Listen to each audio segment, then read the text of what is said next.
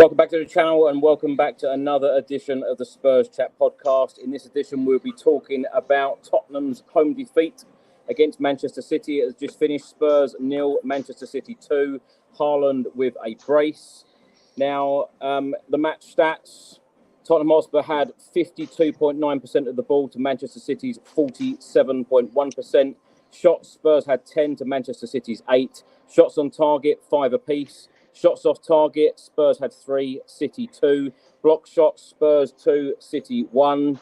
Total touches in the box, Tottenham 16, Manchester City 23. Goalkeeper saves, Spurs 3, City 6. Aerial duels 1, Spurs 5, City 4. Fouls, Spurs 14, Manchester City 11. And corners, Spurs had 7, Manchester City 4. Tottenham Hotspur remain 5th in the Premier League table.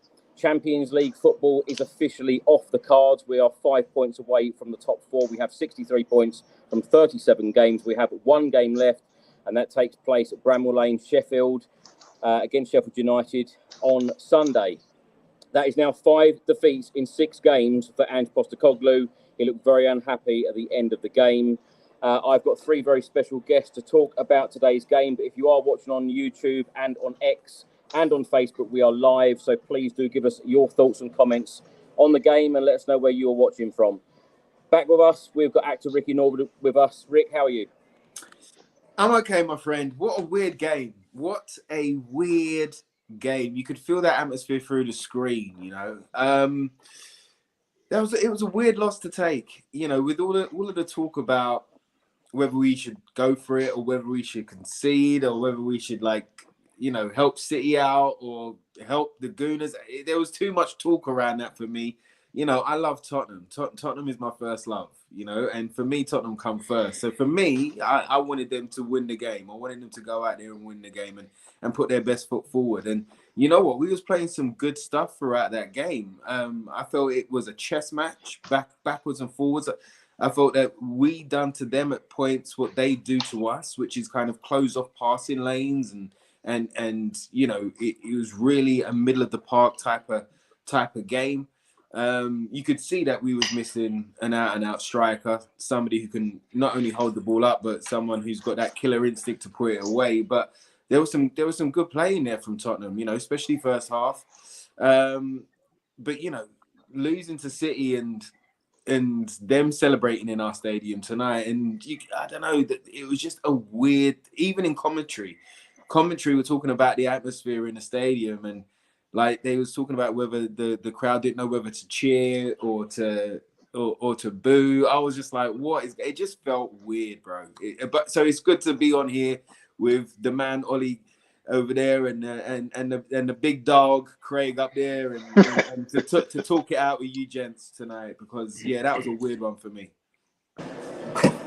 Back with us also is channel regular Craig Dearman. Craig, how are you? We'll talk about that in a minute. Yeah, I'm all good. Yeah, I'm kind of glad that game's out of the way, though, because I just haven't been looking forward to it for different reasons. So yeah, I'm kind of relieved, really, that it's over. Hasn't been a good vibe on X or anything today. Total mixed opinions, people with odd opinions to me, some people with similar opinions, some people slagging off others because they got a different opinion to them. So it's kind of like just shut it all out and watch the game and try and enjoy it. But yeah, I'm glad it's over. Just one more to go now. And also back with us is sports journalist Oli Gamp. Oli, how are you? I'm very good, Chris. Great to be back on the show. Very, very weird result. I can't say I'm gutted, as you may have seen on my social media profiles. I've got lots of Arsenal fans who are friends who are very excited about the prospects of us winning tonight. And I just think, you know, no matter which way you look at it, nobody can be upset with the fact that Arsenal aren't going to win the title. We can be upset that we're not going to win the Champions League, that we're not going to get in the Champions League, but I think that was going to happen regardless because we haven't been good enough this season. But I thought it was actually a very good performance, which was weird because it was the one game where people wanted us to lose the game and we could have actually won the game or got something from the game. So very, very weird, mixed emotions from the game. But lots of positives to take actually from a very turbulent season. One positive tonight, Tottenham Hotspur's youngest ever league player, 16 years old, 9 months and 3 days old. Congratulations to Mikey Moore making his debut. He's been fantastic for the development sides. It was a very, very weird atmosphere, I must say, inside the Tottenham Hotspur Stadium. And for those listening on audio, I'm still inside the Spurs Stadium right now. Within the first 6 minutes of the game, the Spurs home crowd actually sung 5 songs, and they were all about Arsenal. And in the first half, if the Spurs fans did sing, it was only about Arsenal. It was nothing else. And it was a very, very strange atmosphere here at our home stadium. Ricky, I'm going to come to you first because let's talk about the football.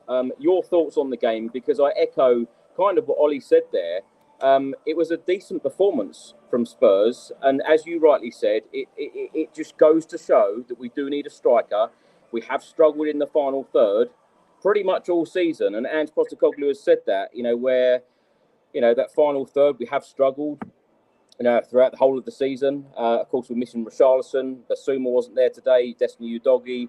We've got a number of injuries, a number of players out. Of course, we know that Manchester City, whenever you play them, it's going to be a very, very tough game anyway. They're treble winners, the Premier League winners. I think that's now 7 wins on the trot. The last time they actually dropped points was at home against Arsenal, who have given them a really good run. Of course, the title race does go to the very, very final weekend, which is great for the neutrals, great for the TV companies and so on. But I am slightly worried the fact that we are ending the season with 5 defeats out of our last 6 games. I would expect us to go to Sheffield United, them having been relegated, go to them on Sunday and get the win. But even if we won there on Sunday, that's still 5 defeats in our final 7 games of the season, which is not great. It's not a great feeling for the Tottenham Hotspur fans going into the new season. Ricky, give us your thoughts on today's game. Well, I totally hear what you're saying there, Chris. Totally hear what you're saying there. For me, Man City have played some exquisite football, especially at this time of the season. And they always do. They always do. They always turn up. They always show up. And they always go into 5th gear at this stage of the season. And, I saw them play Real Madrid in the second leg. And, Man City were the only team on the field. They played exquisitely. They were dominant in everything that they done. And they were unlucky to come away the losers that night.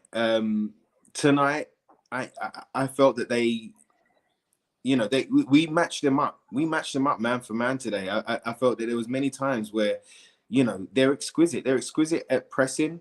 They're exquisite at kind of hustling you off the ball. They're exquisite in their defending, the way that they crowd you out. They always seem like they've got 2 extra men on the field, whether they are attacking or they're defending. And they're patient as well. They believe in their system. They believe in Pep Guardiola and what he's done over the years. And so I didn't see any panic in them, even though the first half wasn't the greatest for them. And maybe they would kind of say it wasn't the greatest performance. I felt that was down to us closing off a lot of their passing lanes or a lot of their options to turn and kind of counter press us. I felt that the back 4 done really well. Back 5, I thought Vicario was good again today, but I thought, Van der Ven at left back and Dragusin in there, I thought done really well today. It was good to see Sonny on the left again. It was just that final third. I thought the midfield done pretty well. I think Sarr, tried his heart out tonight in various different positions up the top end of the midfield. But we were definitely missing that killer instinct tonight. And when we talk about the atmosphere in the stadium and stuff like that, and you talk about the losses, this is how I feel about it, is that, we had an opportunity to stop the Gooners winning the title a couple of games ago, and we didn't do that. That was our opportunity to stop them. So, you know, I love Tottenham so much that I know I'm delusional sometimes when it comes down to score predictions or whether we're going to win, lose or draw. You know, I'm always going to say win, but that's because I love Tottenham. Do you know what I mean? And it's always Tottenham first for me. So tonight, it was always Tottenham first for me. I wanted them to go out there and win. And I thought that they put a really good shift in. They tried. They just come unstuck when it came to that final third. You could see that Man City's high line up against our attacking high line, it was marginal. It was very close up there. But if we did have somebody up there who was a designated striker, I think we would have seen maybe a different result. But there was a ton of effort, there was a ton of fight, there was a ton of grit from the boys today. Like I say, the crowd on the screen, it felt weird. It felt really weird. It didn't feel like we was like cheering them on. It just felt like if they done something good, they were clapped and applauded for that. But it wasn't like we was up for winning this game tonight. And for me, I'm always Tottenham first. So I always wanted Tottenham to win. If the Gooners deserve to win the league and they ended up winning it, then they deserve to win the league. I really don't care about them. They don't come into my consciousness until we play them home and away. You know, well done to Aston Villa that have secured Champions League tonight because they have been consistent. Sometimes really good football, sometimes not great football, but they've been very consistent in getting over the line this year. So well done to them for securing them.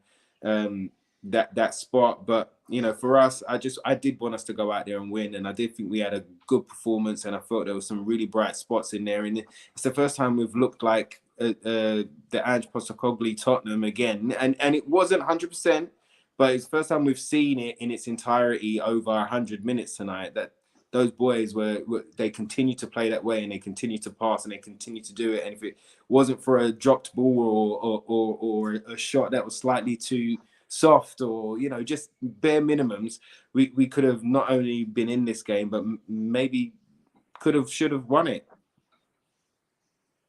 Ange Postecoglou has come out and said it wasn't the usual atmosphere inside the Tottenham Hotspur Stadium. I think that is an understatement, actually. And for the first time, it was weird because Ange literally went on the pitch at the end of the game. He shook Pep Guardiola's hand. He went over, shook a few players' hands, including Kevin De Bruyne, and then literally went down the tunnel straight away. I haven't seen that all season. Every single home game, he is normally going around the pitch, applauding the fans, and bearing in mind this is our last home game of the season. I know that they've done the lap of appreciation, but still, you know, the players even went over to the south stand and clapped the fans. Ange didn't tonight, which I found a little odd. Craig, let's come to you. Let's get your thoughts on the game.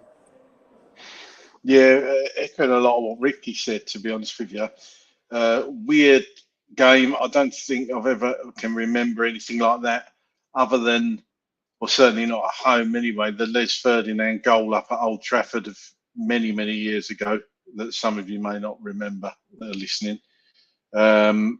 And then United went on to win and won the league. So it's a very, very weird game. I was in the camp. I was thinking about it all day. I personally wanted Tottenham to win. And that was kind of backed up, actually, when we were going forward. It's not like I was watching the game wishing, no, Tottenham don't score. I don't think you could think that. I don't know how anybody could think that watching the game. So it was a really, really strange game. I thought, actually, it was kind of ironic that we probably put in one of the best first half displays in this game. Totally ironic, you know, very ironic. I thought we were brilliant in the first half, and the only thing missing was a centre forward, number 9. That, in fact, the whole front three wasn't that good, but it was good enough, and well deserved 0-0 if that's even a thing. But I just thought we dominated parts of that first half, and you could see City were on the racks. I think if we'd had a proper number 9, a Haaland, if you like, or a Kane, we probably would have been a goal up in that first half. Quite clear where the investment's got to be made over the summer, and it's along that front line. I do think, and I know he's not one of the most popular people, I do think we've missed Werner these last few games. I know he's not been outstanding goal output, but I think he did bring us something a little bit different. And Richarlison, and you know my views on Richarlison. I don't think he's the answer, but I think having a proper focal point would have been better. Obviously, times tonight, Maddison and Sarr were kind of false number 9s. There's a bit of changing going on there. But it doesn't, it's not a centre forward.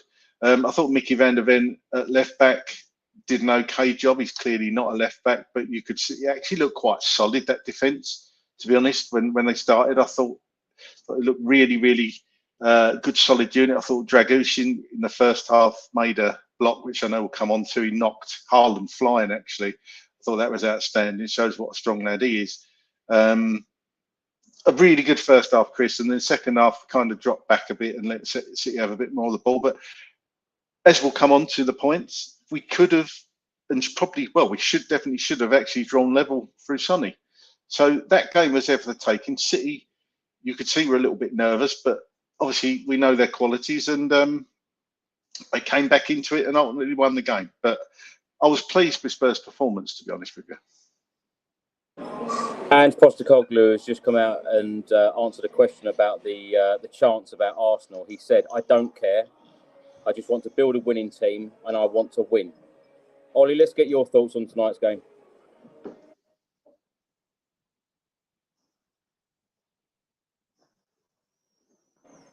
Ollie, just on mute. There we go.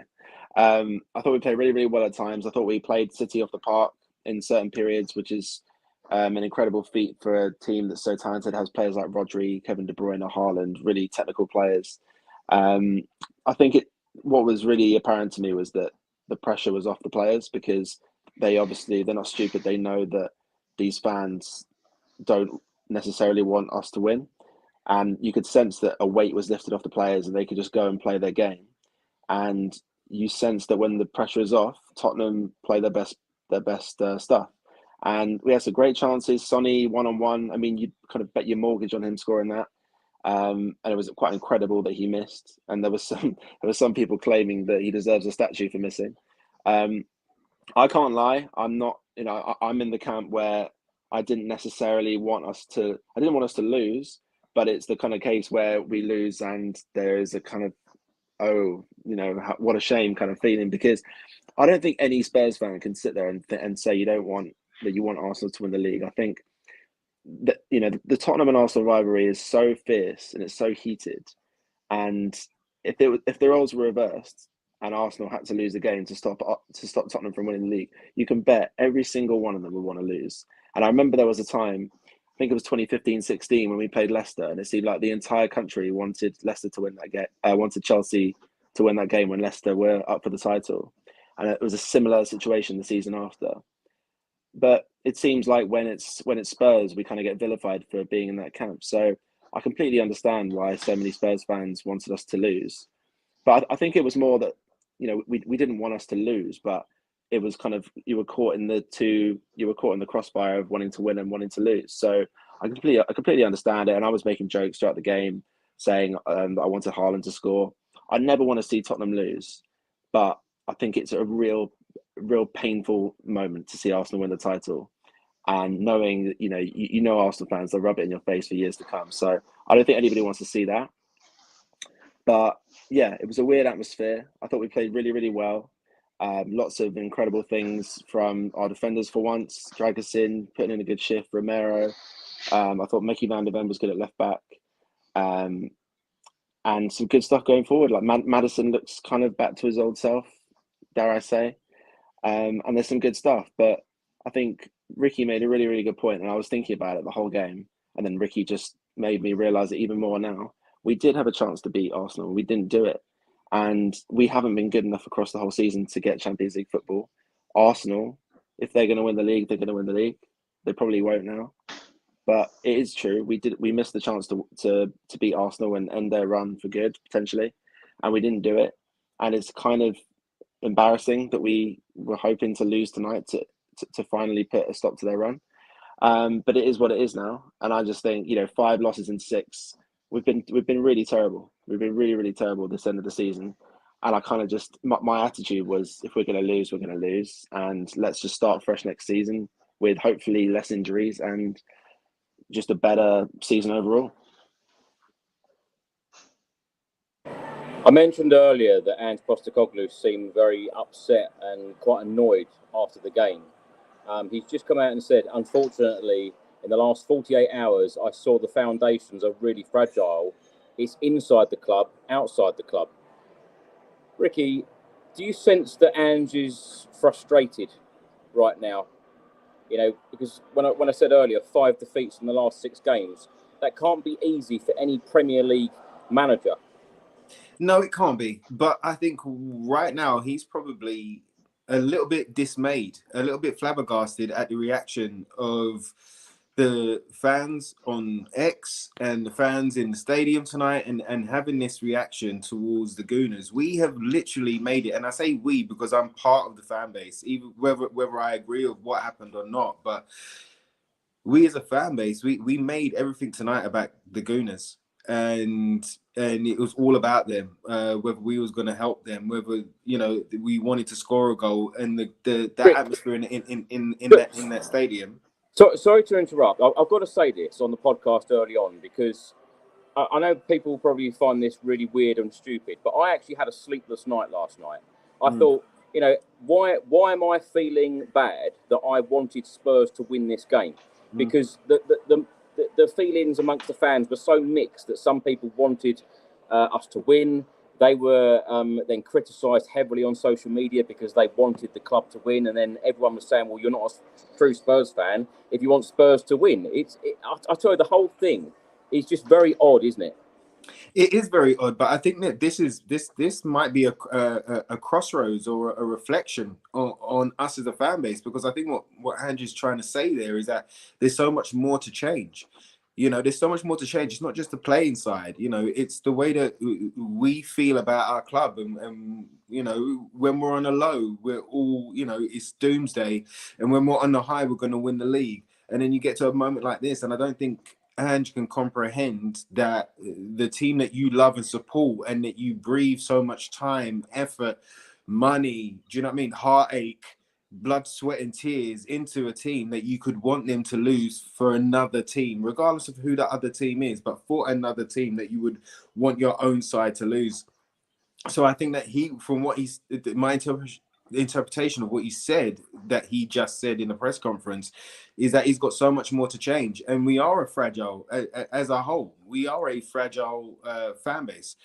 Because after 10 games, there was a lot that didn't really want to believe. And I'm one of those that like to believe. I like to believe in the good. I like to believe in the positive. I like to believe that we could reach for, the stars and reach for the universe. You know what I mean? Like, I like to believe that. But after 10 games, we're going to win the league. Then straight away, then the next lot, we didn't know where we were going to be. Then it was going to be Champions League. And then once it's come down to the crunch, and we still have an opportunity right now. If we won tonight and then we went at it on the last game against Sheffield United, there was an opportunity for us to get another place higher, not just Champions League, but another spot higher. And I think that's where Ange is coming from, where he wants to change everybody's mentality. He not only has to change the players' mentality, but he has to, little bit by little bit, change our mentality in the way that we view our side, in the way that we view success, in the way that we view something like bragging rights and something like holding something over in them. Like, we shouldn't be thinking about them. We should be thinking about us. The way that we started this season is that's what happened. We wasn't worrying about the opposition. The opposition was worried about everything that we brought to the table. And that was our advantage. And right now it's totally flipped, where we're worried about, we're thinking about everybody else and we're not thinking about ourselves. And I think that's what he was trying to get at. And that's what, he knows that it's an even bigger job than when he started his tenure at Tottenham. Craig, let's come to you. What do you make of these comments from Ange Postecoglou? I'm going to read it again. The last 48 hours to me have revealed the foundations are pretty fragile. What do you think he means? That's a weird one, isn't it? Wonder if he means the team or the fan base or both. Perhaps he feels that the fan base has got is more preoccupied with somebody else than their own team. Bit insecurity around their own team, but that stems from the players in the dressing room and the squad. So perhaps it's all kind of intrinsically linked and tied in together. unless something's happened over the last 48 hours in training or whatever, or a team meeting, and he realises perhaps they're not mentally ready. I don't know. It's a very strange one, isn't it? I'd love for it to get a bit more information on that, because we're all kind of guessing at the moment. It's a weird kind of thing to come out with, isn't it? It does seem to say, though, that there is work to be done on this squad. I'd like to think he just means the fragility around the squad, in that perhaps, obviously, he's been putting some academy lads in. That squad is kind of wafer thin.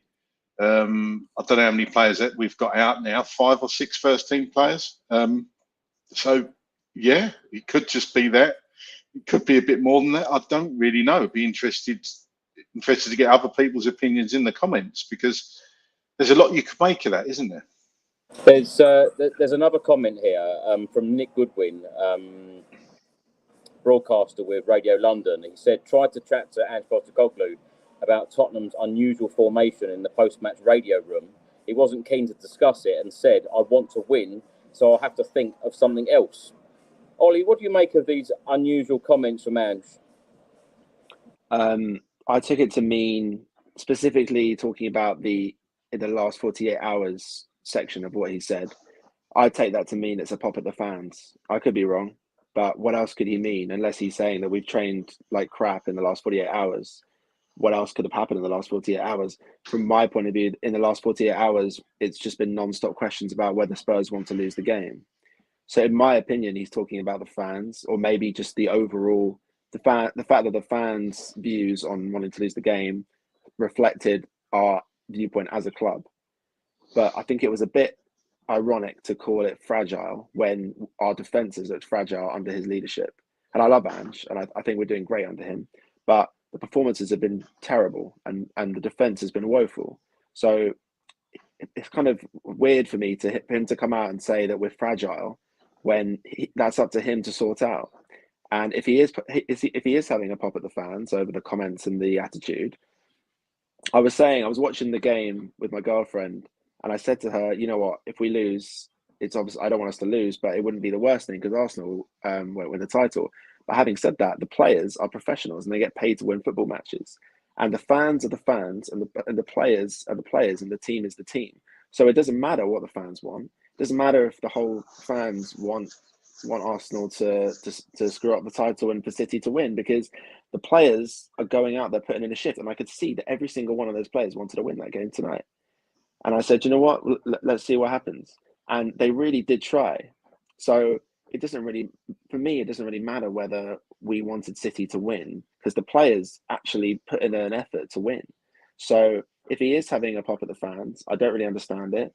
I might have read that completely wrong. It might just be that he's questioning how the squad is mentally, like Conte did, but less explosive.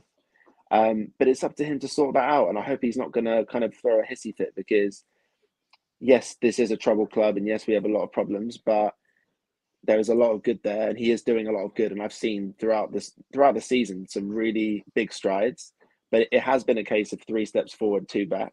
Maybe that actually less steps forward, 2 steps forward, 3 back. That's it.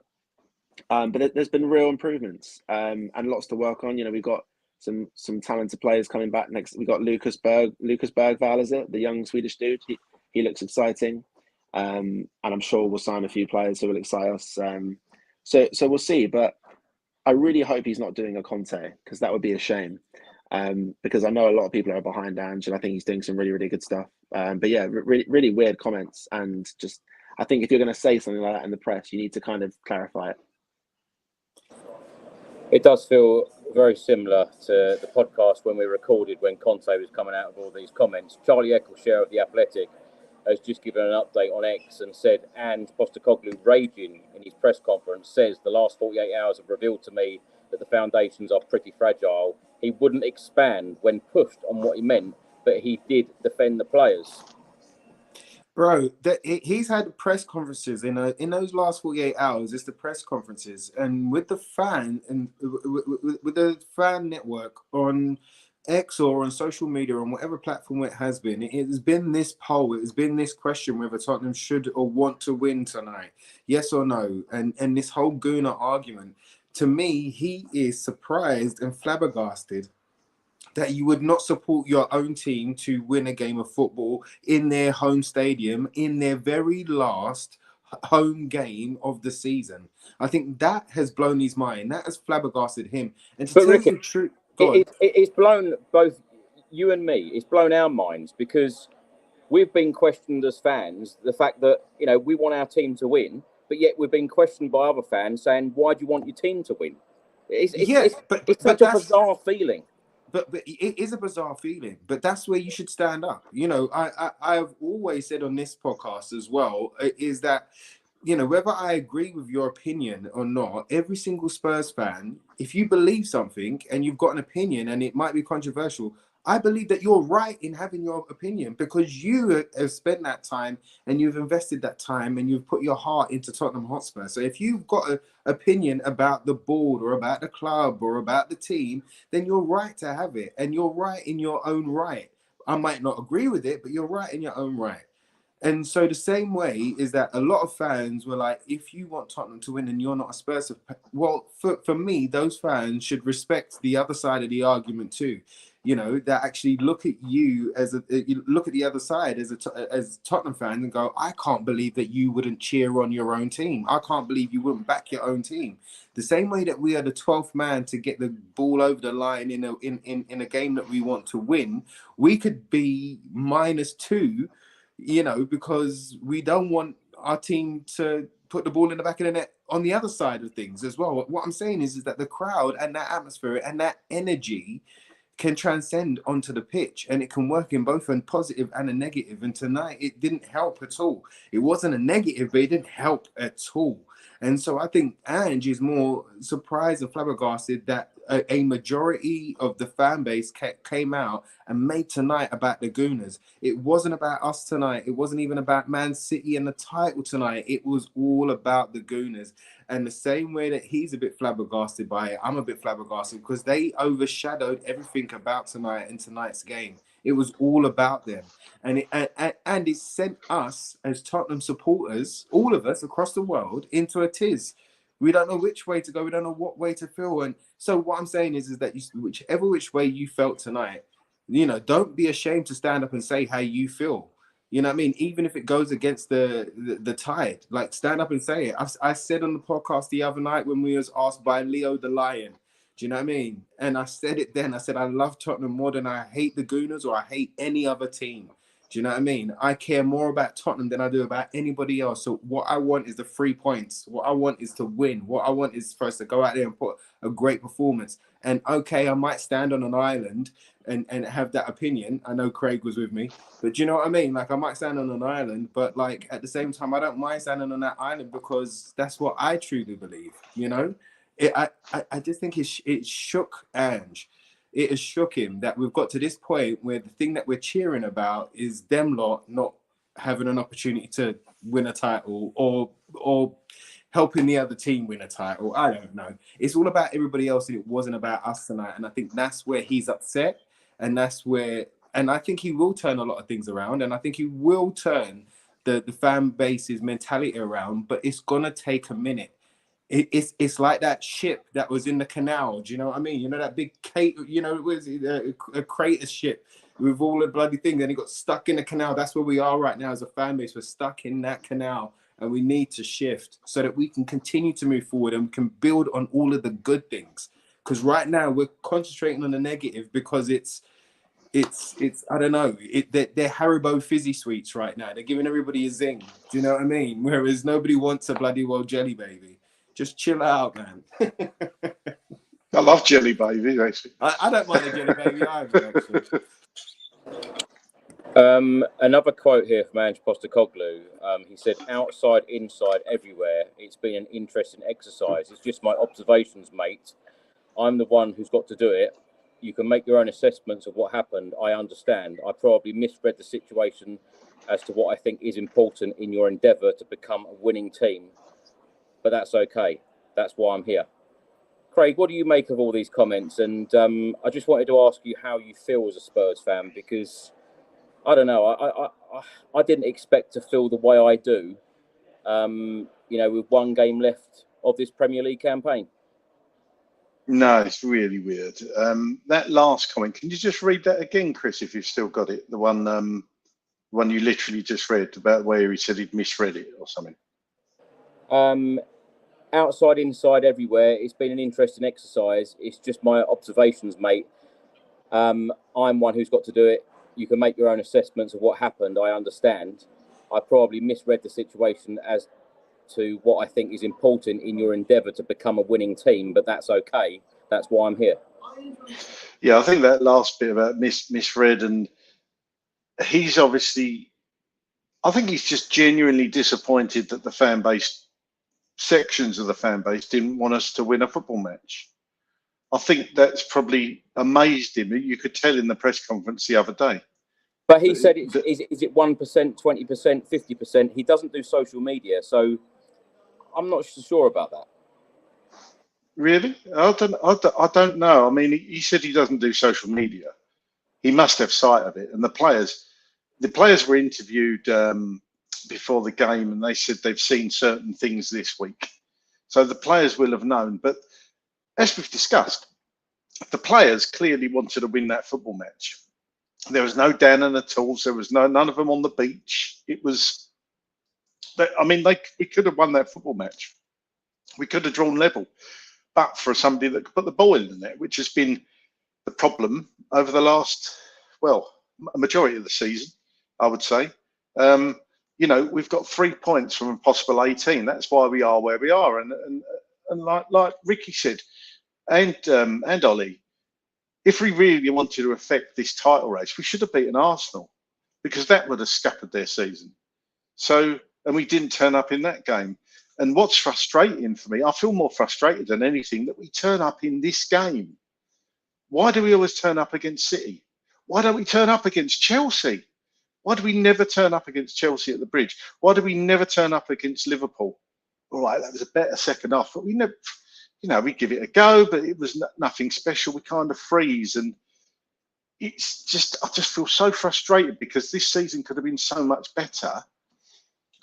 But I do think we still need players. Well, we all know we need players, but started off so well.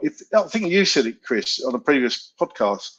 If those the first 10 games, if the season was completely reversed, we'd all be on a high because we'd finished really strongly and we think the plan is coming together. And then people think the cracks are appearing because, Ange's throwing his teddy in the corner about a few things and getting a bit upset. Funnily enough, he's not that bad. Sorry, Chris, go on, yeah. Can I just interrupt? Because I've just been sent a clip, and these are in the posh seats, by the way.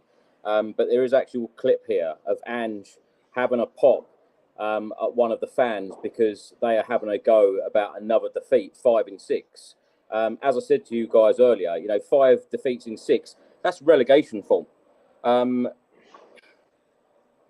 It's hard to take. And like we've just said there, and like we've discussed in the podcast in the last couple of weeks, had those first 10 games been at the end, we would have all finished the season on a high.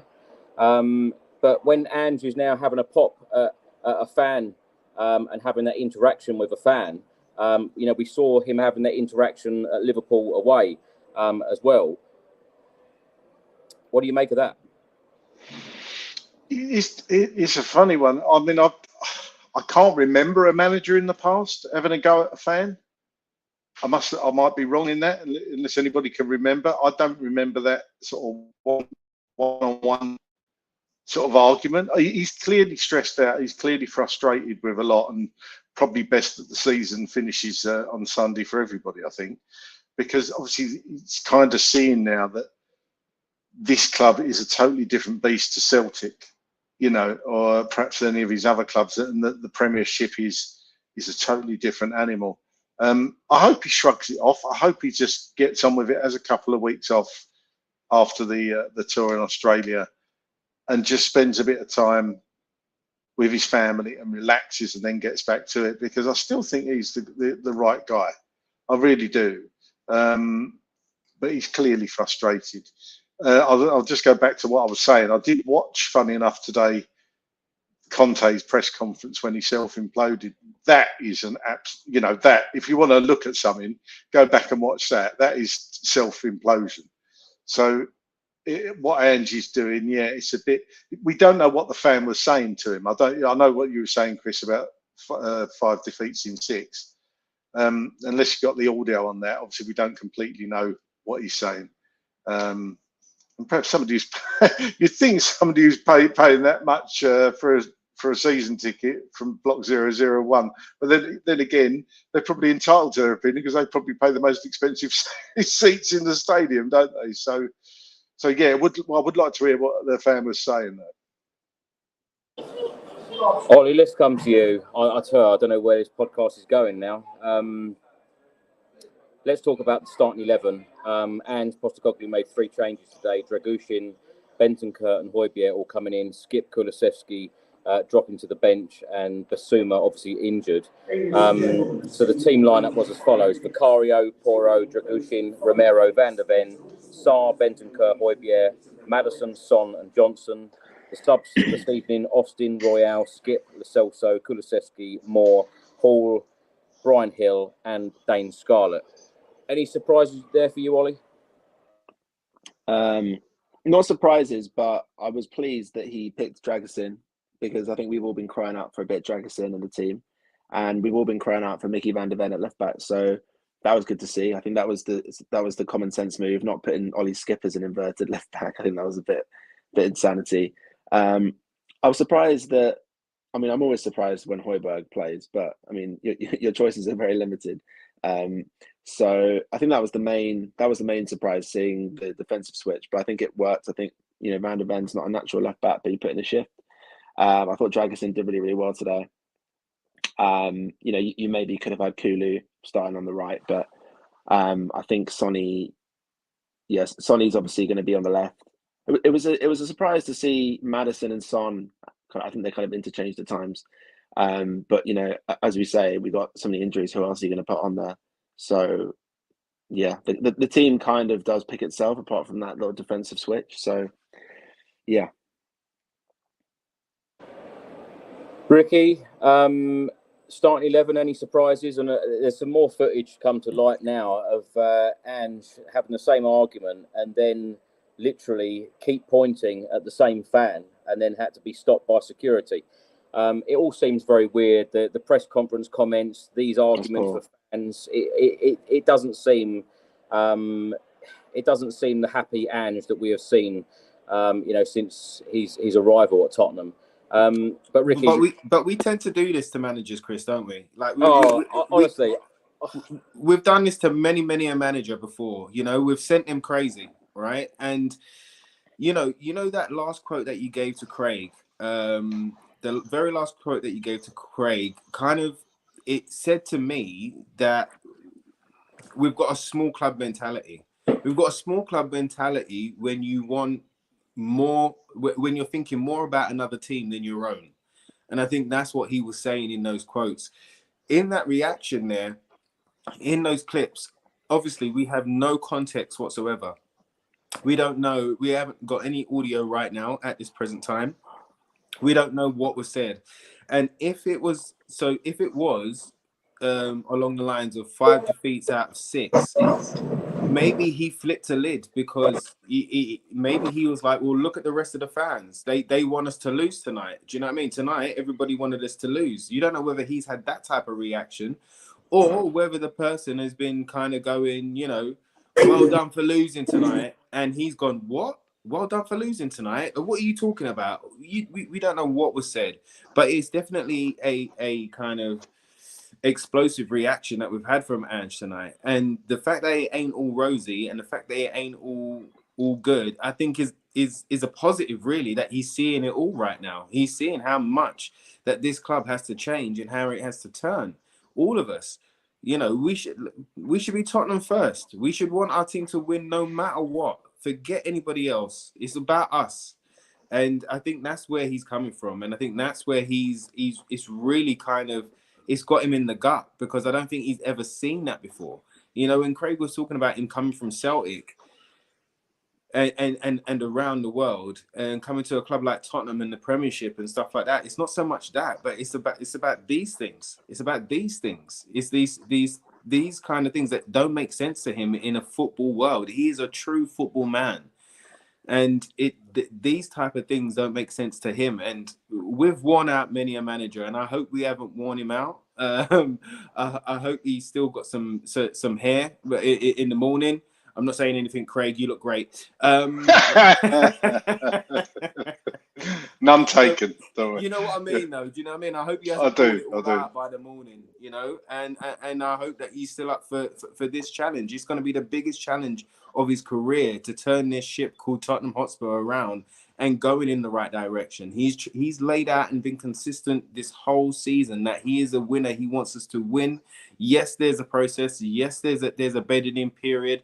Yes, there's there's going to be some dips and there's going to be some loss of form and we're going to concede goals along the way and it's going to be a bumpy ride, but we're going for success. We want trophies and we want to hold those things over our rivals rather than things like tonight. You know, that's what I think. That's my interpretation of what's happening. Obviously, I ain't got a clue. I'm just telling you what I see.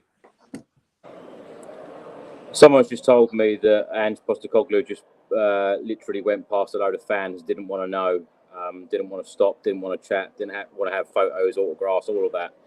Seemed very, very angry. Craig, let's come to you. There's a comment here. Is it time to cash in on Heung-min Son? Like I said, I don't know where to go with this podcast now because it's kind of thrown me all of these Ange Postecoglou moments. The press conference will be out on this channel very soon, so do check it out. Craig, Son is getting a little bit of stick at the moment. Of course, he had that chance right at the end of the game. It could have been different. Perhaps we could have got a draw from this evening's game. What do you make of Son's performance? And as the question said, is it time to cash in? I don't think so, but what do you think? No, Son had a fairly quiet game again, but had he put that one away, of course he didn't, then we'd all say what a brilliant game he had. So, but for me, look, every player's got their price, right? So if 100 million come in from Saudi, that's going to turn Daniel Levy's head with a player with a year left on his contract. Personally, I think, and as far as I know, Ange has said the same, the team's more or less going to be built around Son with Son in mind. Son's going to be the focal point. He's going to be the captain. So I still think Son is a very important member of this squad and a very important member of this team. But as I say, if a massive offer comes in from Saudi and Son wants to change, Daniel Levy will probably listen to offers. But do I think we should sell Son? No, I don't. I think I've never thought Son was world class, but he's a very, very, very good footballer. He was never quite the Harry Kane in the Harry Kane bracket for me. Harry Kane was a lot more consistent, but Son is a very important member of this squad and this team, and we all love him. So for me, no, I think we keep hold of him for another year. But he's what, 32? He's I just hope he's just not another in a long line of players that leaves his club without winning anything, because that would be just horrific. Just going back to the Ange comments, I think he's just wound up by this whole week and everything leading up to it. And like Ricky said, we don't know what the fans were shouting at him. Kind of proves he's human, and I know people say he's unprofessional. You shouldn't be shouting at fans. I get that. But look, some things just flip you over the edge. He's a human being at the end of the day. Yeah, he's a football man. He's a human being. Look what happened with Eric Dyer when that fella was having a go at his brother. He just flipped. Sometimes you just flip. I don't care who you are. I don't care how much self-control you've got. And Ange seems to have it in spades, doesn't he? But if something was said, I think perhaps it's a straw that broke the camel's back and he's just flipped. He'll probably be all right tomorrow. But unless something else comes out overnight that we don't know about, I think he's just a very frustrated manager with a lot of things. Things have come on top. He doesn't think the fans were probably behind the team tonight, and I think we could all hear that on the audio in the stadium. Could hear that. There were pockets, but as you said, Chris, there were songs more about Arsenal than about Tottenham, apart from the odd "Come On You Spurs." And the only time I actually heard that really loud was when City were 2-0 up. So, you know, it was probably difficult for the team playing in that weird atmosphere. And City probably didn't know what to make of it either. I don't know what the City fans thought of it all. I couldn't really hear them, but then again, they're not the loudest fans anyway. So they joined in. They joined in. It was the crowd were actually singing the same song. Are you watching Arsenal? They sung so that in actual fact, I've never seen that before. The away end singing the same song as the home end. It was just, honestly, tonight is just the weirdest evening I've probably spent at the Tottenham Hotspur Stadium. It really, really is. Ollie, let's come to you. Let's get on to the match instance. After 6 minutes, great team move. James Maddison shooting at Ederson, who of course saved. Just wanted to ask you simply, what do you think of Maddison's performance, and do you think he will get a place in the England squad for the Euros? Yeah, I think he's been good. I think he's been much better. I think it's really difficult with Madders because he got a really bad injury. He was in such good form. I was there at the Chelsea game when he got injured, and he's just not been the same player since he come back. I think that can be really tough as a player when you've got such good momentum. The momentum gets taken away from you, and then you kind of just struggle to find that rhythm. But Ange, as Ange said, he's back, not back to his best, but definitely getting back to his best. And he's kind of getting those nice little touches. He's playing good balls, good crosses. He looks livelier, better footwork, just more with it. Got an assist against Burnley, I believe. So yeah, it's good to see. It's good to see him back in a more confident mood. I actually do think he'll go to England to the Euros because there's a bigger squad this year for Germany. So I think Southgate needs players who can get the team ticking, and he doesn't have that many midfielders who can create from midfield, apart from Bellingham. So I think he'd be a good option for the bench. But yeah, just going back to Ange and his comments, because I didn't get to chime in on that.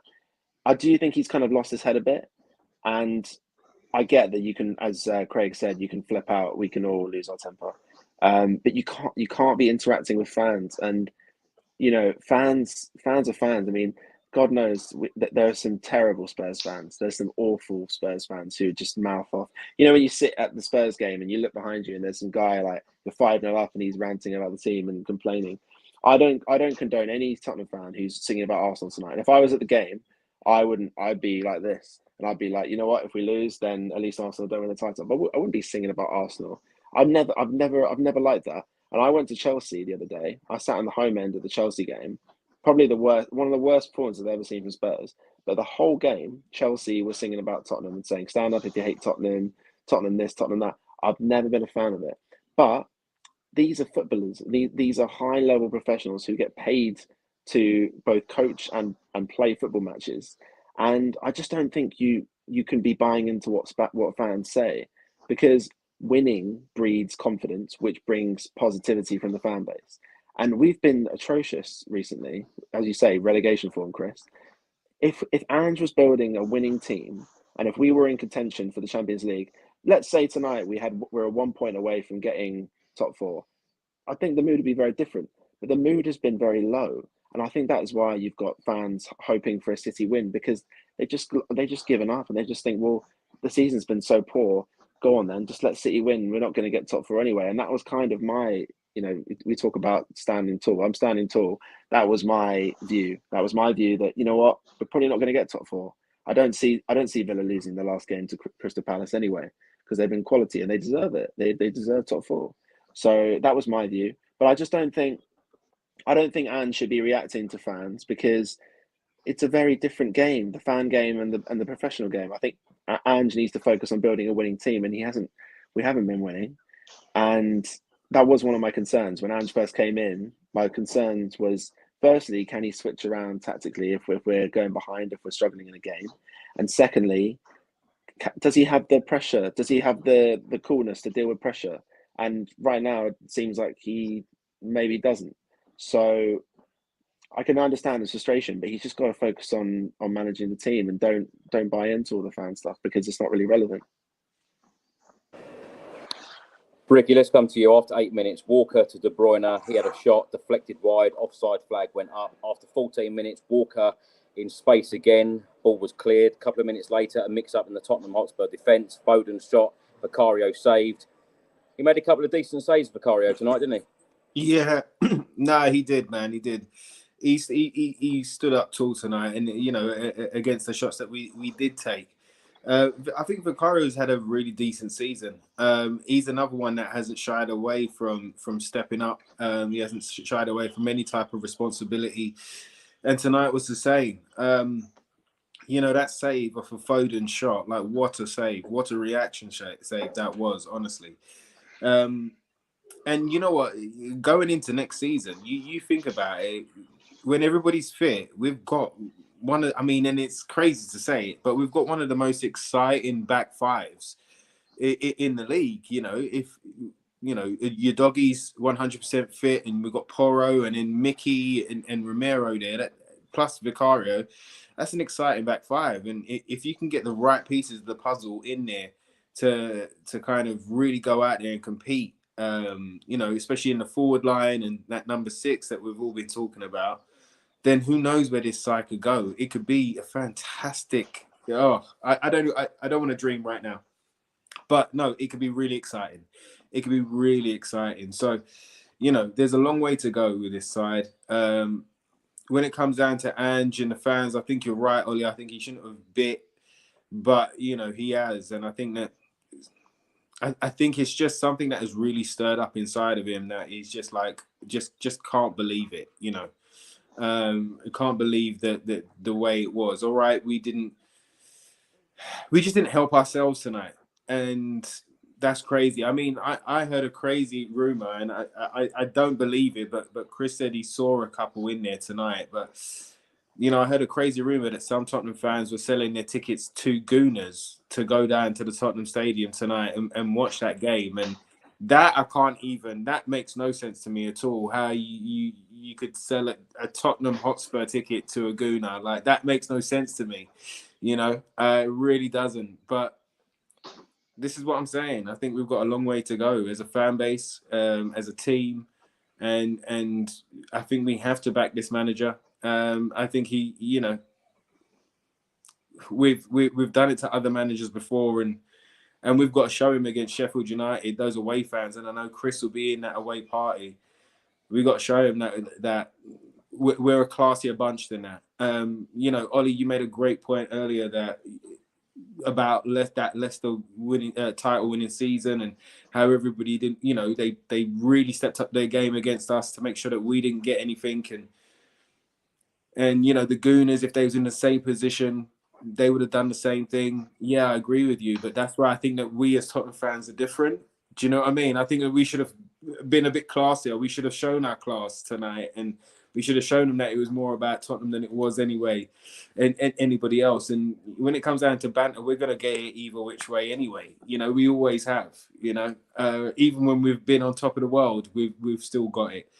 So it's always Tottenham first, man. It's always Tottenham first. Let's see what Ange says in the next press conference. At least he's got a couple of days to calm down and to kind of reconfigurate and to re-energize himself. But I think it's really weird when you want a manager to do the best for you and you don't want to do the best for your team. And I think that's where he's coming from. You know what I mean? He's an Aussie manager that has gone around the world, that has finally landed in the Premier League, you know, the promised land, you know, the dreamland for him as a manager.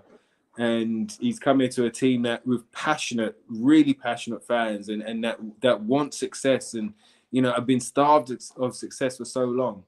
And you want him to put his best foot forward, but then I think he was just like, how can you cheer for somebody else and not your own side when you want me to kind of, I don't know. There was a lot of mixed emotions, man. It's confusing me. I think it's confused all of us tonight. But yeah, let's just show him and the team that we are really about Tottenham Hotspur when it comes down to that last game of the season. Craig, let's come to you in the 17th minute. A good move from Spurs involving Heung-min, Son and James Maddison, resulting in Brennan Johnson trying to put a cross in. It was blocked. What do you make of us in the final third this evening? Not very good. Again, just not clinical enough. As I said before, it's just frustrating that the area of the pitch where I thought we were the strongest actually turns out to be our Achilles heel. And it's probably the most important area of the pitch because it's where you score your goals and that's what wins your games. So just a bit frustrating again, really. Obviously, Johnson's now nearly had a season at this level, playing for Spurs. Bigger team than Forest, with all due respect, but he's come on. He's a decent player. He's good in spells. He does put across the occasional good cross.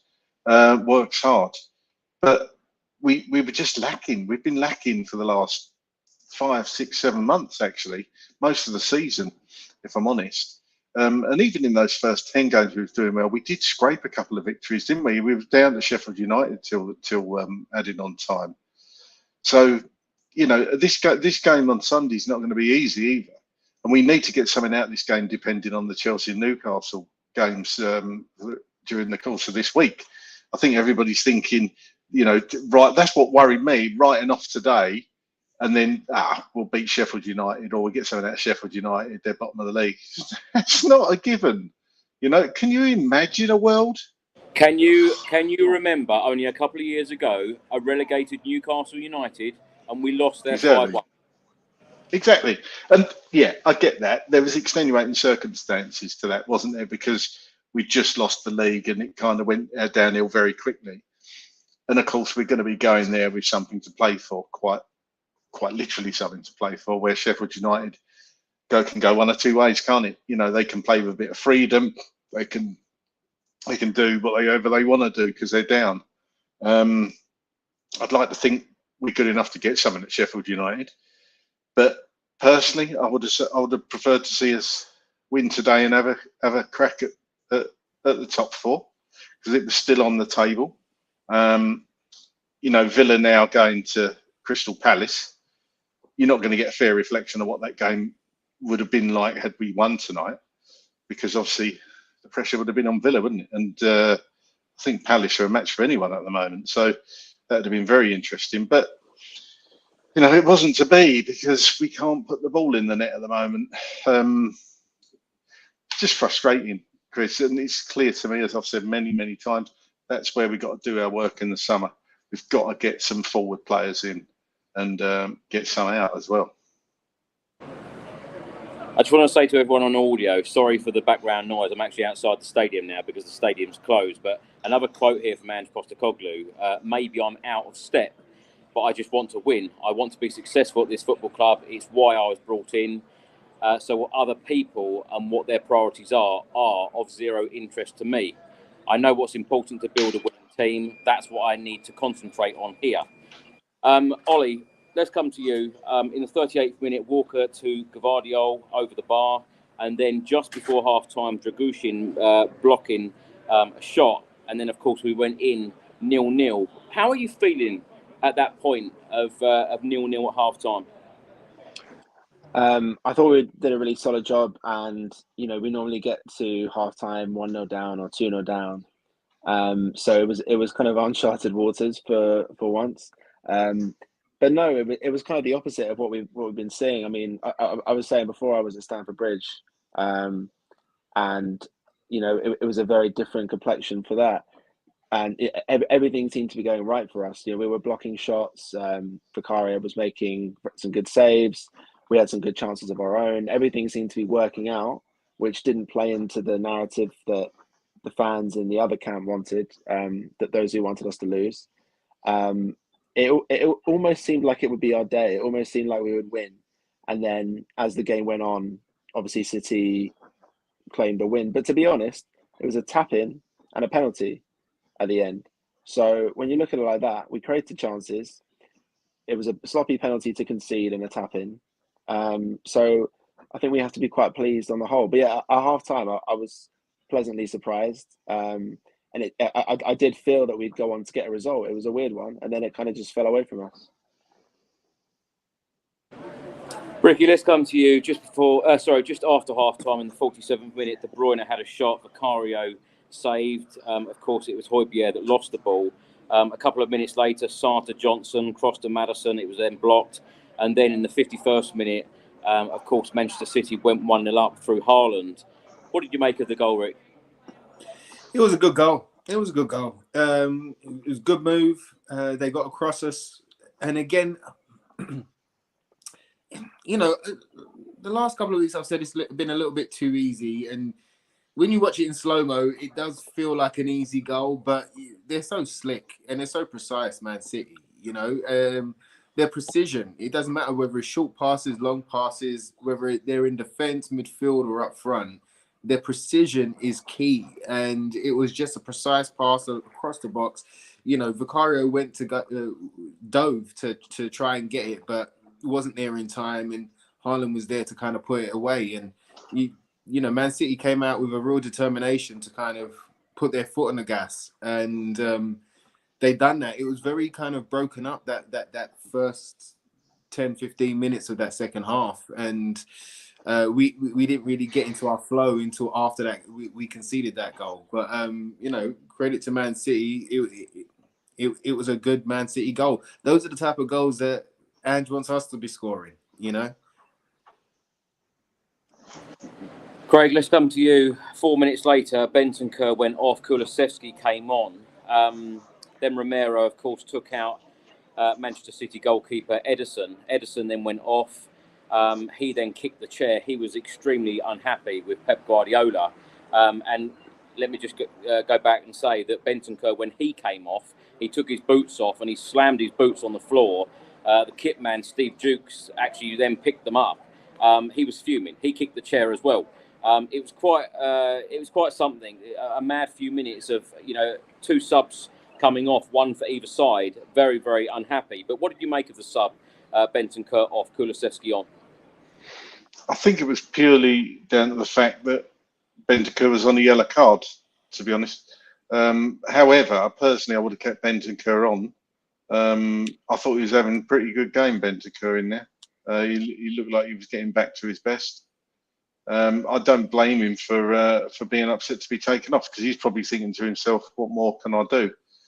And I don't think anybody actually went up to him and explained to him why you've been taken off, you know, which is frustrating for, you know, we've all played football, I think, at any levels. If the manager comes over and says why he's took you off, whether you believe it or not, or whatever, or remember the coaching staff, you know, whether you believe it or agree with it, at least somebody's come over and said that to you. I mean, I think he's ruined that chair in the dugout, Bentancur, because he didn't half kick it. You wouldn't have seen it, Chris. But yeah, absolutely, I sort of think his studs went through the back of the chair. Wouldn't surprise me. So, yeah, very frustrated. What was a bit weird, Romero, when he took out Ederson, obviously total accident. It looked horrific at full pace, and they didn't actually show the challenge again until he was up and about. I mean, I thought he was in real trouble. And then the fans were booing Ederson. It was really bizarre. I thought, Christ, if you'd actually seen it, you know, the geezer nearly was knocked out. He was obviously frustrated he was took off because he thought he was all right. But sometimes you have to take the decision out of the player's hands, don't you? I mean, why he didn't go off straight away if they thought there was any hint of concussion, I don't know. But yeah, it was that was a weird one for me. But going back to Bentancur, when Kulusevski come on, he actually looked quite dangerous in spells. He did have a couple of really good chances towards the end, didn't he? So he still frustrates me, Kulusevski. But it was odd that he was one of our better forward-thinking players in that second half. In the 71st minute, Kulusevski had a chance. Goalkeeper saved it. A minute later, Man City had a chance through Doku, who Vicario saved. On 78 minutes, Kulusevski had another effort that went over the bar. On 85 minutes, Sarr went off. Skip came on. Højbjerg went off. Lo Celso came on. Oli, let's come to you on this. What did you make of that double change from Ange 5 minutes from time, bearing in mind that we knew that we'd probably have 8, 10, 12 minutes of added time, so they were going to get, you know, a fair chunk at the end of the game. But players like Lo Celso, a number of guests on the Spurs Chat podcast in the last couple of weeks, last couple of months, have probably been quite frustrated the fact that Lo Celso hasn't played more. Should he have been given more of a chance from Ange? I think Ange, it's very easy as fans to say this guy should be playing, that guy should be playing, but we don't see these guys train and we don't see them behind the scenes.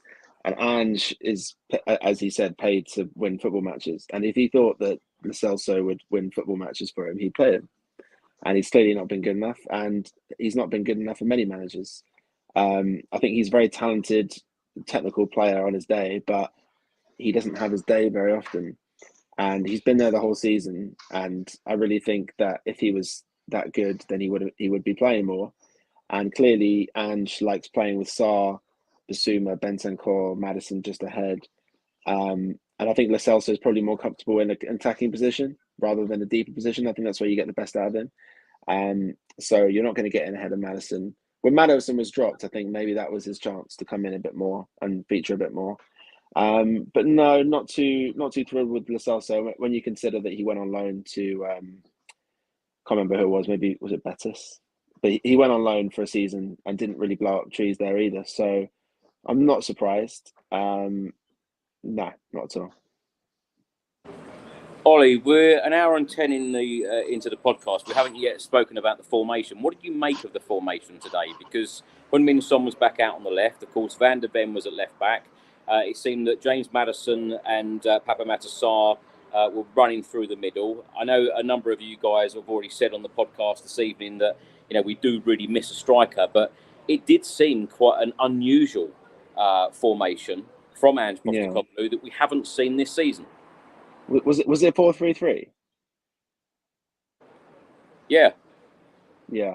It seemed to me that Maddison was playing in a kind of false nine, I want to say.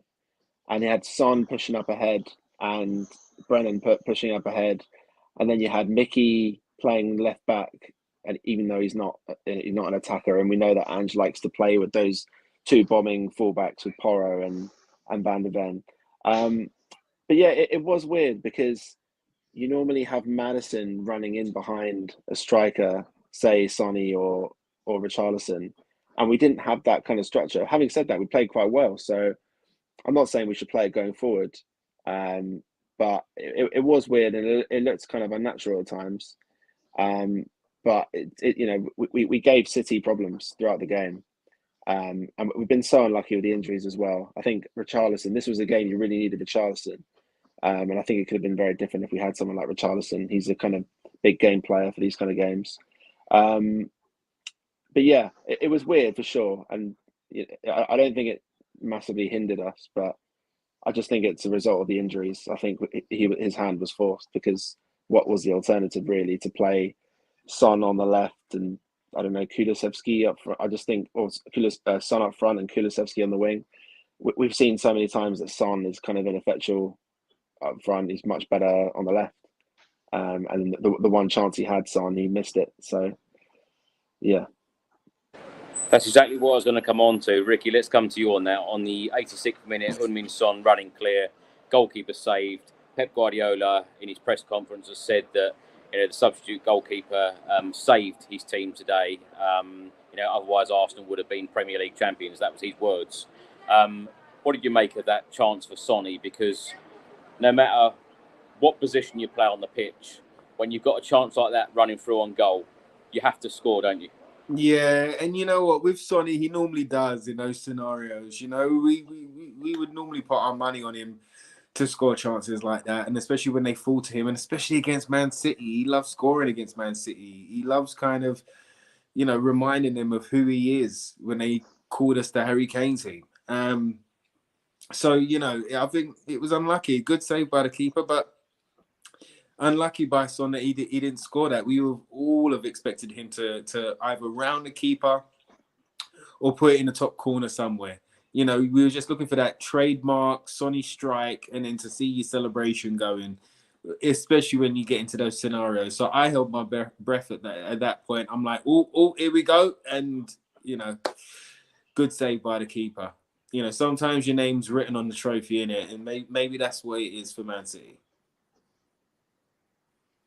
Ricky, let's stay with you. In the 90th minute, Doku obviously was brought down in the penalty box.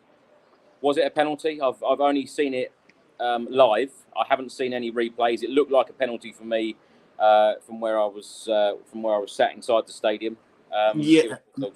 Yeah, no, for me it was a penalty. I think it was pretty clear, to be honest.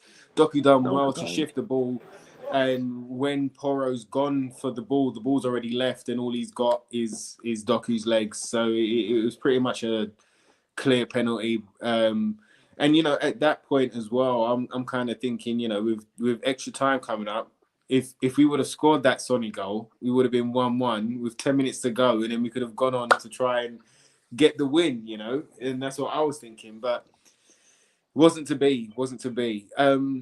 The only thing that I'm really, there's a couple of things that I'm disappointed with, really, but the one of my biggest disappointments tonight was I'm really happy that Mikey Moore came on the field tonight, but I'm kind of like a bit kind of upset that Dane didn't get on tonight after having 15 minutes, a couple of days ago.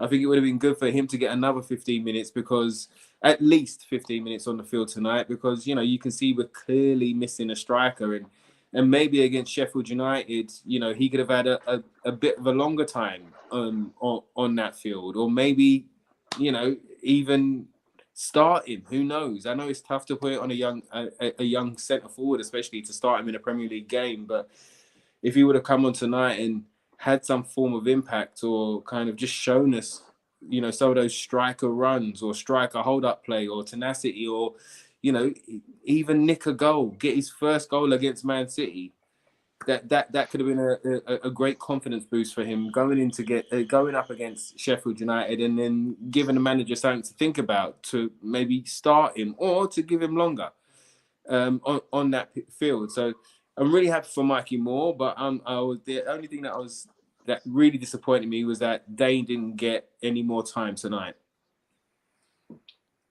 I agree, Ricky, and I think that some of us have mentioned it on the podcast recently, that I actually expected a lot of the development side to get minutes in the team, particularly the amount of injuries, suspensions, etc. that we have had this season. The likes of Jamie Donnelly, I think someone put it in the questions or in the comments section earlier, what players should have got minutes this season.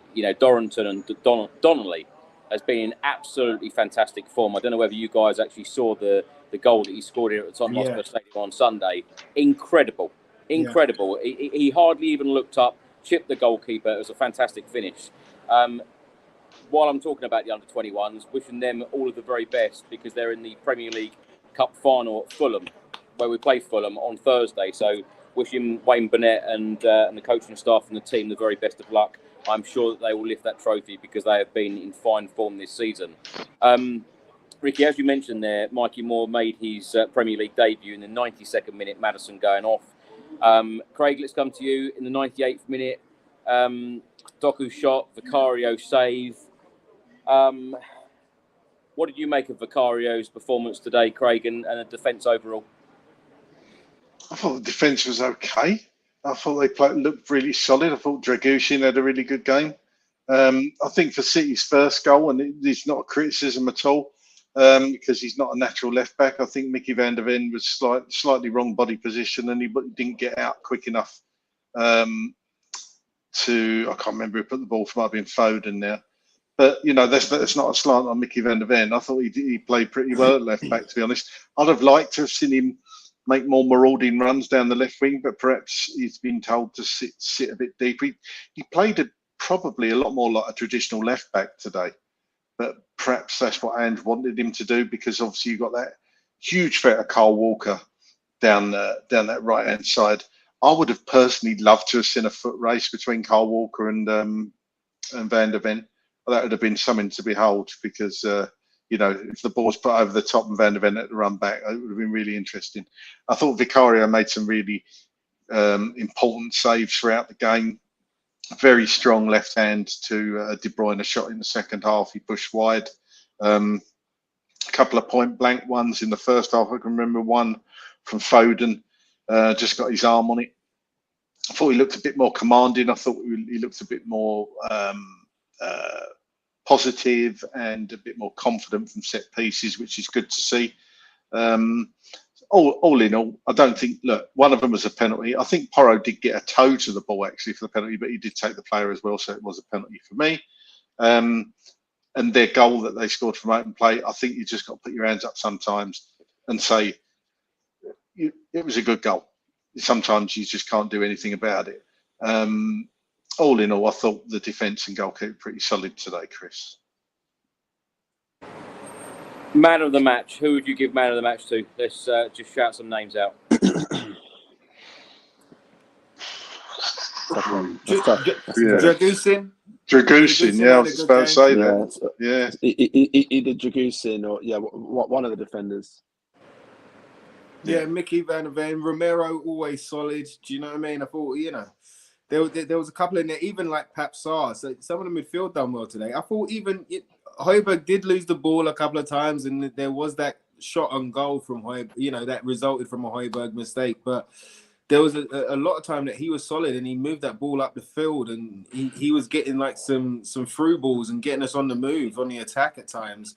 It was a really solid display by the majority of the players there. They just needed that extra little something, that extra little X factor, that maybe a push, a push from the crowd, or or fundamentally a striker just to get over the line tonight. But there was a lot of good play today. There was a lot more at the beginning of the season. After those first 10 games, we went into it, and the whole team galvanized.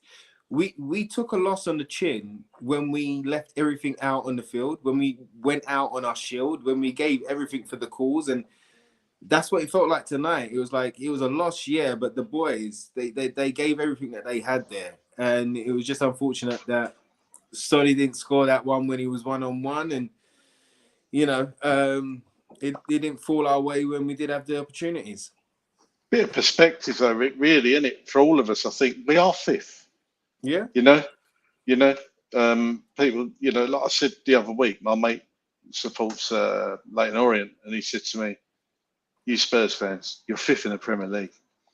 So sometimes a bit of perspective, I suppose, when you look at it like that, fans from other teams looking at us thinking, "Why are we moaning?"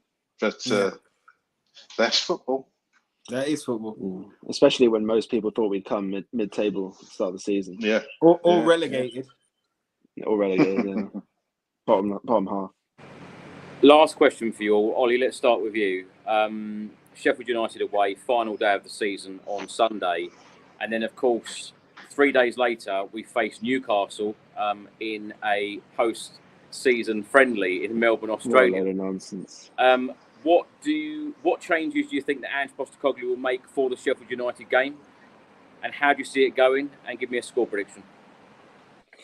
I don't know what changes he'll make. I would like to see the likes of Mikey Moore, Scarlett, Dorrington, Donnelly, whoever gets some minutes, because it's an opportunity. We're playing against one of the worst teams in Premier League history. Although, it would be nice to see the team finish the season strong. So I think he should make a couple of changes. I don't know how many changes you can make because we've got hardly anyone left. The only changes you can make is to bring in some fresh faces and give some of the youngsters a chance. So I don't know. He'll definitely mix it up a bit. Can I just say, Ollie, that it's likely that the under-21s will be playing the playoff semi-final against Chelsea on the same day, on Sunday. And also, forget what I just said then. And also, I might add that Donnelly and Dorrington, the two players that I would have expected to get game time in games like this, they actually limped off, both of them injured on Sunday just gone. So it's extremely unlikely that them two will feature. Well, you are the youth expert. Okay, we'll disregard everything I just said then. He'll mix things up a bit, I'm sure. It's the last game of the season. I'm not too fussed, really. I just want to see us go out on a high after that difficult night we just had. But yeah, like Sheffield United, like I know you guys referenced the Newcastle 5-1. It's not quite the same, is it? It's a weird one. We usually finish strong on the final day. I remember last year was it Leeds we spanked. I think it's going to be a heavy win. I think we're going to win 5-0. Maybe a bit optimistic, but 5-0, end of the season on a high. By the way, that Newcastle Australia thing is complete sham. Like, what the hell are we doing? Playing 3 days after the season, going out to Australia? That's just ridiculous. If you want to do, money. moolah, but if you want the moolah, do it in pre-season. Why are you doing it after it's just stupidness, especially with the Euros coming, but what can you do? Just whilst we get Ricky's answer, there's 2,500 people watching this stream at the moment, so please do give us your score predictions for the Sheffield United game and what you think Ange will do and should do for this final game of the season. Ricky, let's get your thoughts ahead of the Sheffield United game. Yeah, I mean, for me, bro, I would love to see Dane Scarlett start or at least get, a half, nice one, Beast. But at least get a half. I just feel that we're really lacking that kind of that centre forward knowledge, when to make a run, when to hold the ball, when to bring in the player, and when to take a shot, So I would love it if Dane could get a start and they can go with the majority of the rest of the squad that started tonight. It would be nice to see Santiago, like the gents are saying, like just some of our youth, but it would be nice to see Santiago on the bench. But if he's playing in the under-21s, then that's very unlikely, isn't it? And he's had a dynamite season as well. So we need to see a positive performance, but I think we need to be we need to show Ange, like us as a fan base, that we want to change. And we are hungry for success. It's not just words. It's not just entitlement. It's not just expectancy. It's we want to do it. And if we're going to go through this pain right now, then we want some glory at the end of it. Do you know what I mean? Fingers crossed. Please pray to whoever you pray to. So let's show him as a crowd. Let's show him as a fan base that we don't just care about them lot down the road, that we do care about us more than anything else, and that we do support these boys through thick and through thin. You know what I mean? Like when they're low and when they're high, and when they need a kick up the backside, we're there for them. And I want Ange to fall in love with us as a fan base and as a club, and with that shirt, and with creating success and turning this ship around next season. So let's just go out there and have a great game, man. Like a fully positive, dominant display. And I'm with Oli. I'm with a big scoreline. I'm gonna go 4-1. I was thinking 5-0, just to let you know. I did have that in my chest, but I'm gonna go 4-1, just to mix it up a little bit. But yeah, man, back to winning ways, and let's finish this season in 5th spot with a Europa League place, and that would be more than any of us would have could have hoped for last year after the way that season finished. So let's make sure we finish on a high, and that we're moving forward and in the right direction, and that we're all singing on the same hymn sheet. Come on, Spurs. Ricky, I've got to ask you this. Stephen Dyer writes here, being a Spurs fan has more drama than EastEnders. Do you agree? Yeah, mate. Yeah, we've got way more. Tottenham have got way more duffs than EastEnders. Let me tell you, bro. You never know what's going to happen. Look at poor old Chris there. He's got his script all set out from the game, and then all of these quotes come out. It goes mad. We've got duffs left, right, and centre. We had an omnibus duff tonight. Do you know what I mean? So, yeah, man, I totally agree. There's a lot more drama at Tottenham Hotspur than there is at East. One thing is the same, though. Ricky was a star of EastEnders, and he's a star of the Spurs. Craig, let's get your thoughts ahead of the Sheffield United game. Much the same. I'd love to see Dane Scarlett get some minutes. I don't think there's any harm in starting him up front, because, we haven't got a centre forward, and he is a centre forward. Give him some minutes and start him, let him show us what he's made of. As we said, there's not really tons of changes he can make. I just expect us to win this game and get that 5th place cemented, to be honest with you. And it's been progression. Personally, I think I'm going to go for 4-0. I'm going to go 4-0. I did have 5, same as Rick, same as Oli. But I'm going to go 4-0. We've got to remember as well, how long's it been? 16 years Carabao Cup. It's been 33 years since we won the FA Cup, 40 years since we won in Europe, and 63 years since we won the league. we're overdue, aren't we? We are well overdue, and I can't believe we're at the end of another season where we haven't won anything. But do you know what? Craig, you've got to believe. You're actually sounding like me now. It's just facts, isn't it? But you've got to believe, and you've got to keep believing in this team, because you only get one team, and you've got to believe in it. You've got to believe in Tottenham, and that one day we're going to break that duck. It will happen. It will happen. And I do believe better days are coming.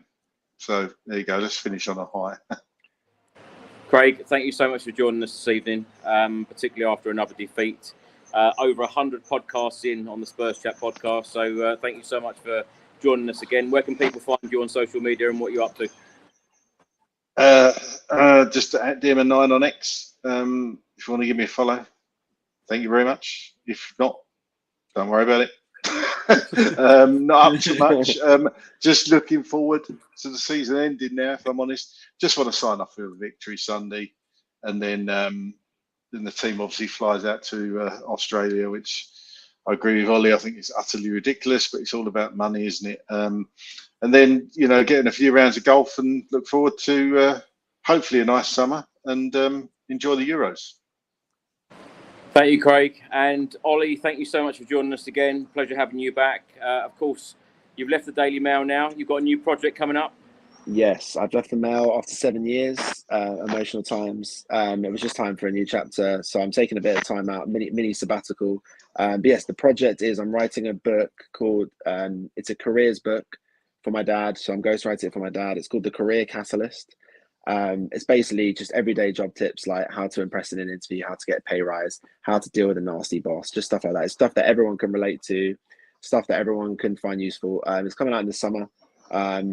Keep your eyes peeled. It'll be out on Amazon. So yeah, that's really exciting. I'm really looking forward to that, and we'll see what happens with that. But yeah, watch your space. Best of luck with that, Oli. And when you've got a copy out, then obviously come back and promote it to all of the Tottenham Hotspur fans. I'm sure a lot of people want to buy it. Thank you so much. Ricky, thank you so much. We'll see you after the Sheffield United game. What are you up to at the moment? Where can people find you? Is there anything exciting happening? Well, you guys know where you can find me. You can find me at Ricky J Norwood on X and official Ricky Norwood on Instagram. And yeah, I'm writing a book too. How to stay positive when supporting Tottenham Hotspur. I think you should. You will sell millions. You would. We need to follow through your example, Ricky. Seriously. It would be like War and Peace. It'd be about that thick, though, wouldn't it? That's the thing. You will be a millionaire, and I'll be glad to say this is my mate. Mate, we might have to make it happen now. Bloody hell. Yeah, man. I'm just a couple of meetings, couple of exciting things happening. But until anything's concrete, there's no point in chatting about it. But I will let you know as soon as I can let you know. And yeah, just keeping busy and keeping my head above water, my friend. But yeah, always an honor and a pleasure to be on. Thank you to everybody around the world that has watched tonight after another defeat. Like Craig says, there are brighter days ahead, man, and we will be there when they happen. So thank you again to everybody around the world and everybody watching and listening right now. We will see you after the last game of the season, and always, come on, let's go, let's have it. Yeah, well said, Ricky. Thank you so much for your input this evening, and I would just like to echo what Ricky said there. Thank you so much for your incredible support, the amount of people that watch this podcast, listen to the podcast all around the world. It's great having you with us, and it's great getting your thoughts after matches as well, because, of course, you feel very similar to all of us on the shows after every week. Thank you so much for all your comments this evening, and we will see you after the Sheffield United game, when hopefully Spurs have finished the season with a win, and hopefully we will be playing Europa League football, which is the best that we can get now for next season. And hopefully Ange is in a much better mood on Sunday. Thanks for watching, everyone. Thanks for listening. Come on, you Spurs. Come on.